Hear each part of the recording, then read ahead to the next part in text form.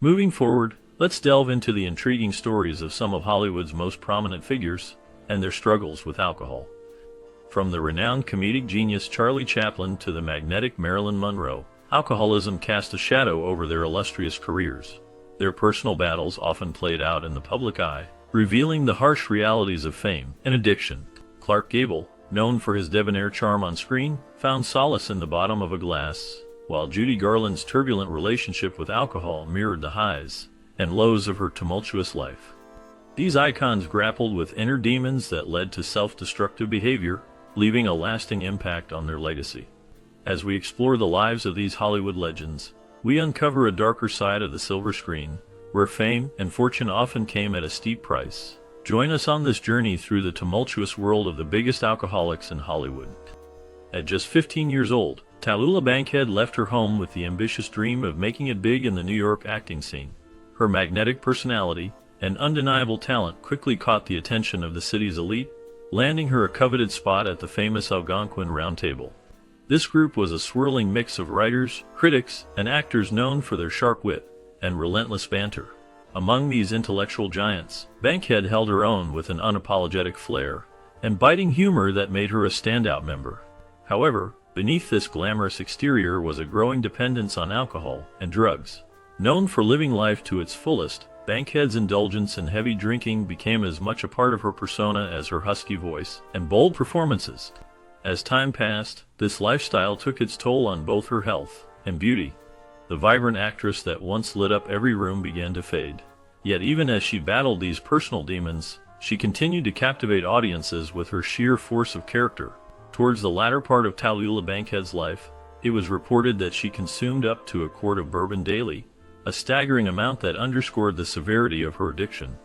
Despite the struggle with substance abuse overshadowing much of her later career, Bankhead never lost the indomitable spirit that made her one of Hollywood's most unforgettable figures.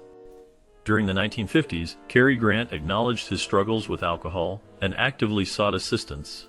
He delved into the realm of LSD, advocating for its potential benefits. However, his experiences with the drug were both unsettling and otherworldly. During this period, his wife made distressing allegations about his behavior, suggesting he had turned violent. Grant's journey through addiction and experimentation highlighted the complex and turbulent nature of his life in Hollywood. Richard Burton, the legendary actor, had a tumultuous relationship with alcohol that defined much of his life. Starting at the tender age of 12, he delved into heavy drinking, a habit that persisted until his passing at 58. While renowned for his commanding performances in Shakespearean roles, Burton was equally notorious for his excessive drinking habits. He was known to consume alcohol from morning until he eventually passed out, a pattern that took a toll on his health. In his later years, his kidneys swelled, and his spine was discovered to be coated in crystallized alcohol at the time of his death. Richard Burton's talent shone brightly on stage and screen, but his battle with alcoholism cast a long shadow over his extraordinary career. Robert Mitchum, an iconic figure in Hollywood, was as well known for his turbulent off-screen life as he was for his compelling on-screen presence. His reputation for heavy drinking became a defining aspect of his persona, both enhancing and complicating his career in the film industry.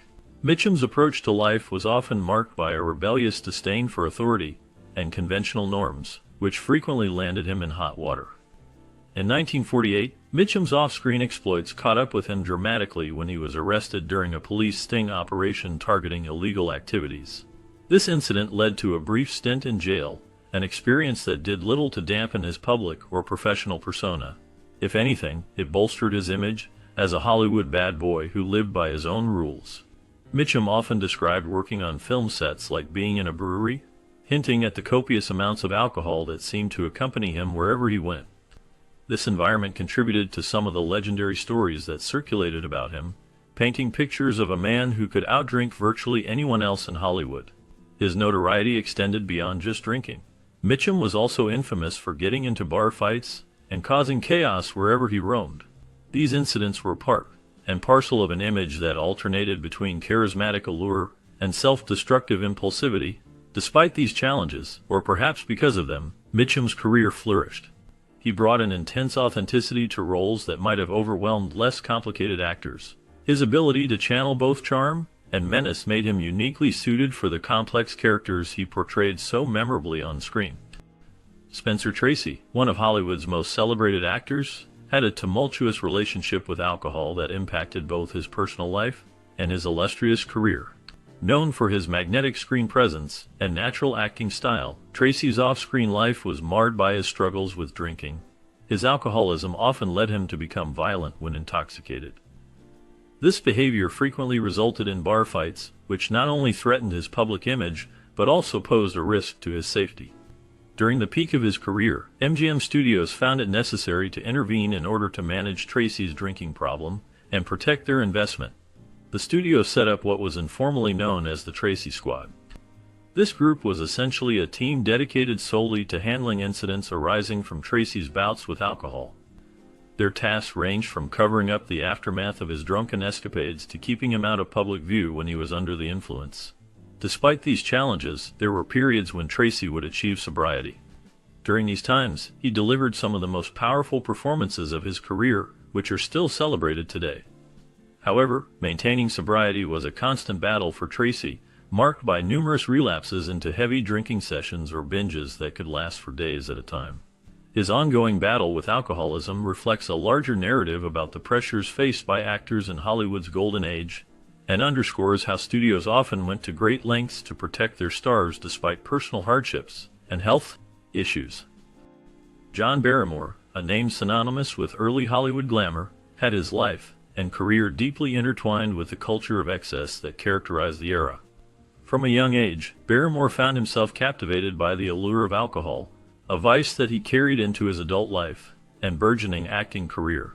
As he stepped into the limelight of Hollywood's golden days, his reputation for exceptional talent was often overshadowed by his equally notorious indulgences. Barrymore's entry into Hollywood set the stage for a tumultuous journey marked by wild partying and public escapades. His love for extravagant lifestyles made headlines almost as frequently as his performances on screen. This behavior not only defined but also marred his public image. He became known more for his vices than for the roles he portrayed. The tales of late-night revelries and daytime binges were as dramatic as any script he had ever performed. As time progressed, Barrymore's unchecked habits began to take their toll, not only on his health, but also on his professional relationships within Hollywood. His reliability came under question, leading to an inevitable decline in roles offered to him. Eventually, this pattern of behavior led to him being blacklisted from many projects within the industry. A significant blow considering how prominent a figure he had once been in cinematic circles. The culmination of years spent in indulgence without restraint was tragically predictable. Barrymore's health deteriorated rapidly towards the end of his life. He succumbed to pneumonia compounded by cirrhosis of the liver, a direct consequence of prolonged alcohol abuse, at an age when many considered him still capable of artistic greatness. In reflecting upon John Barrymore's life story, it is evident how closely tied it was to both the brilliance and pitfalls that fame can bring about. Particularly poignant is how much potential went unfulfilled due to personal demons fought too late, or perhaps not fought at all. Joan Crawford, an iconic figure in Hollywood, was as famous for her roles on screen as she was for her distinctive personal habits off-screen. One of the lesser-known but equally intriguing aspects of her life was her profound love for Pepsi and alcohol. This penchant played a significant role during her promotional tours across various cities. Crawford's affiliation with Pepsi began after her marriage to Alfred Steele, the CEO of PepsiCo, in 1955. Her commitment to the brand extended beyond mere association. She actively participated in promoting Pepsi wherever she went. However, it wasn't just soft drinks that marked these promotional journeys. Alcohol, too, was a significant demand. Her requests weren't just limited to having a bottle or two at hand. Crawford often demanded large quantities of alcohol be available to her during these trips. This requirement became somewhat notorious among those who organized and managed her visits. Interestingly, despite the scale of preparation that went into each city visit, from ensuring ample supply of Pepsi and alcohol to arranging lavish receptions, Joan Crawford's stays were remarkably brief, often lasting less than a day. These whirlwind visits were packed with activities designed to maximize exposure both for herself and for Pepsi, but left little room for prolonged engagements or deeper community interactions. The juxtaposition of promoting a popular soft drink while simultaneously indulging in heavy drinking paints a complex picture of Joan Crawford's public and private personas. Her lifestyle choices during these tours highlighted a blend of corporate obligation mixed with personal indulgence, which kept fans and critics alike intrigued by the star's charismatic yet enigmatic character. Transition word firstly. Firstly, Richard Harris caused drunken trouble from a young age. He became famous for his heavy drinking and wild antics, going as far as consuming up to 2 bottles of vodka a day. Harris was notorious for public drunkenness and engaging in bar fights. Despite his talents as an actor, his battles with alcohol were widely documented, painting a complex picture of a man struggling with inner demons. John Huston, a towering figure in the annals of cinema, was as famous for his directorial genius as he was for his tempestuous lifestyle, marked notably by excessive drinking and infidelity. Known to direct films under the influence of alcohol, Huston's ability to produce critically acclaimed films, despite his personal challenges, remains a subject of both admiration and controversy. His relationship with alcohol was complex and deeply intertwined with his creative process. It was not uncommon for him to be seen with a drink in hand on set, an aspect that many argue may have contributed to both the brilliance and unpredictability of his directing style. One notable instance that underscores Huston's reliance on alcohol occurred during the filming of The African Queen. The entire cast and crew were plagued by severe cases of dysentery from drinking contaminated water. However, Huston avoided this fate by consistently choosing scotch over water, a decision that, while risky in its own right, effectively shielded him from the illness that befell others during production. Huston's personal life mirrored the recklessness he exhibited professionally. His multiple marriages and affairs were public knowledge, and often tarnished his reputation as much as they added a layer of intrigue to his persona. This behavior often spilled over onto movie sets, where tales of his escapades are legendary within Hollywood circles. Despite these personal demons, or perhaps because of them, John Huston managed to craft some of cinema's finest works. His filmography includes classics such as The Maltese Falcon and Key Largo, each bearing witness to a man who could harness remarkable artistic output amidst chaos. Yet beyond just being an alcoholic or philanderer, John Huston is remembered for redefining cinematic norms, pushing boundaries both on screen and off it, and leaving behind an indelible mark on Hollywood. Montgomery Clift, a prominent figure in Hollywood, faced numerous personal challenges that significantly impacted his life and career. One of the most notable aspects of his struggles was his battle with his sexuality, a topic that was much more taboo during the mid-20th century than it is today. This internal conflict contributed to his reliance on alcohol as a coping mechanism. Clift's drinking habits were well known in the industry, and were often linked to the emotional turmoil he experienced due to societal pressures and personal insecurities. Tragically, Clift's life took a dramatic turn after a severe car accident that left his face marred. This accident not only changed his physical appearance, but also deepened his dependence on painkillers and alcohol to manage both physical pain and psychological distress. The change in his appearance also affected how he felt about himself and how he was perceived in Hollywood, an industry where aesthetics often play a critical role in an actor's career. Clift's ongoing substance abuse led many of those around him to describe him as being on what they called the longest suicide. His inability to find solace from his inner demons through conventional means left him increasingly reliant on substances that provided temporary relief, but ultimately exacerbated his problems. The culmination of these troubles came when Montgomery Clift died prematurely at the age of 45 due to a heart attack, which many believe was heavily influenced by years of substance abuse. His death marked an early end to the life of an extraordinarily talented actor who had become emblematic of the tragic figures within Hollywood's golden era. Orson Welles, a towering figure in the world of cinema, had a deeply troubled relationship with alcohol that shaped much of his personal and professional life. His father was an alcoholic, a fact that deeply affected Welles throughout his life. This familial struggle led him to distance himself from his father, both emotionally and physically.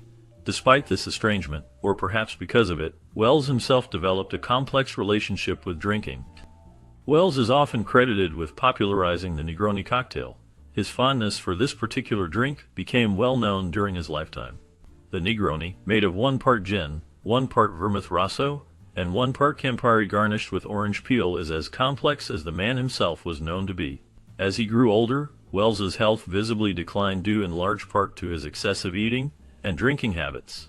He grew to nearly 400 pounds, a physical change that was starkly evident, and often commented upon by those around him as well as by media observers.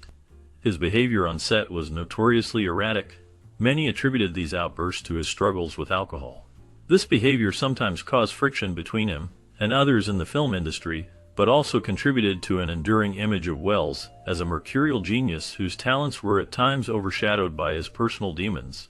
Despite these challenges, or perhaps because they fueled some aspect of his creative genius, Welles remains an iconic figure in Hollywood history whose impact on film and theater continues to be felt long after his passing.